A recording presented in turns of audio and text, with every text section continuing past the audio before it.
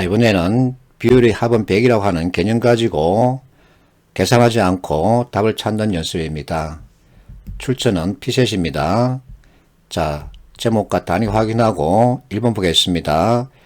2016년 수억건자 전년 대비 4% 증가했다. 그러면 자, 이 데이터를 분모에 두고 분자에 올려서는 봐야 하는데 여기에 4%를 곱하고 더해서는 2016년도 데이터와 크기를 비교하면 되죠.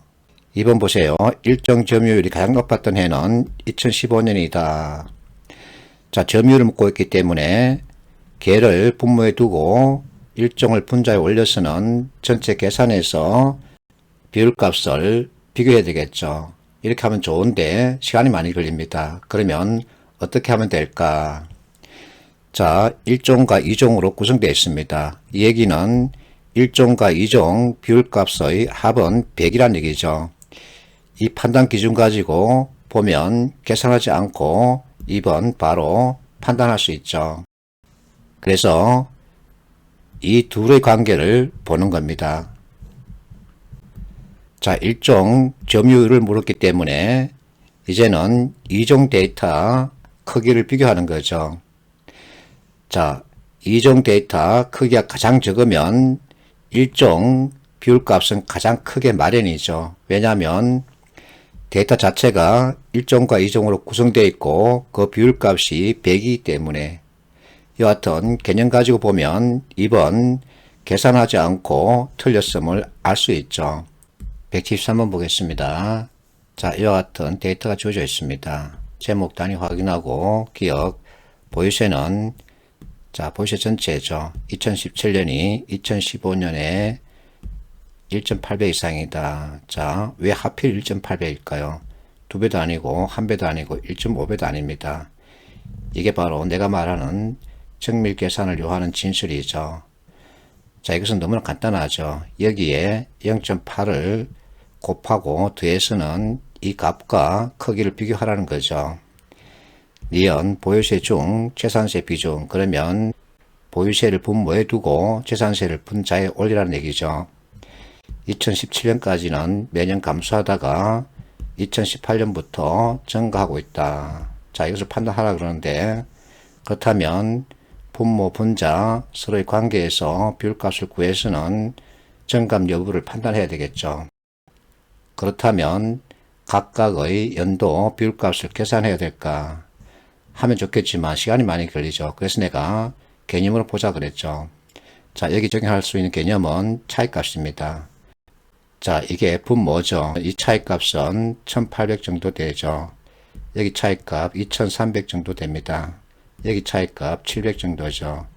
여기는 오히려 마이너스 1000이죠. 자, 분자 차이값 보겠습니다. 여기 600 정도죠. 여기도 600입니다. 여기 자 700이죠.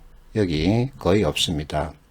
그렇다면 분모, 분자 관계에서 분모 증가분, 분자 증가분을 비교하면 되죠.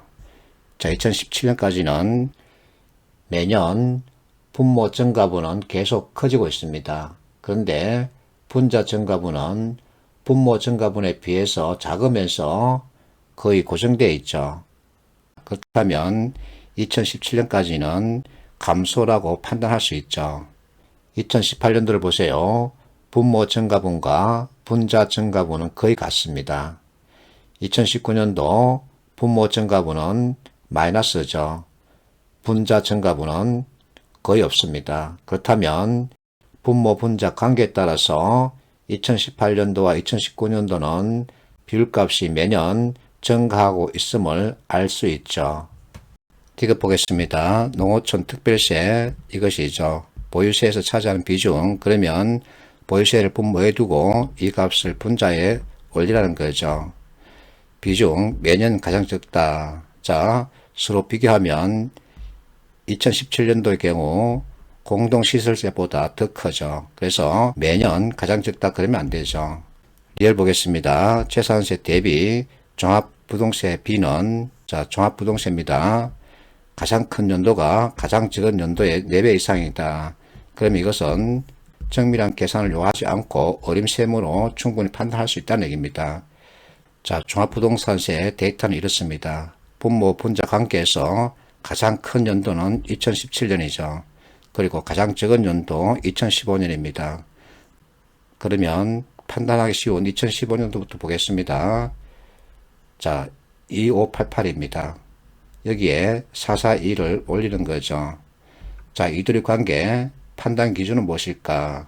결국은 25분의 4. 그래서 24분의 4를 두라는 얘기입니다. 그러면 6분의 1 이렇게 볼 수 있는 거죠. 이번에는 2017년입니다. 자, 분모 375 분자 2414죠.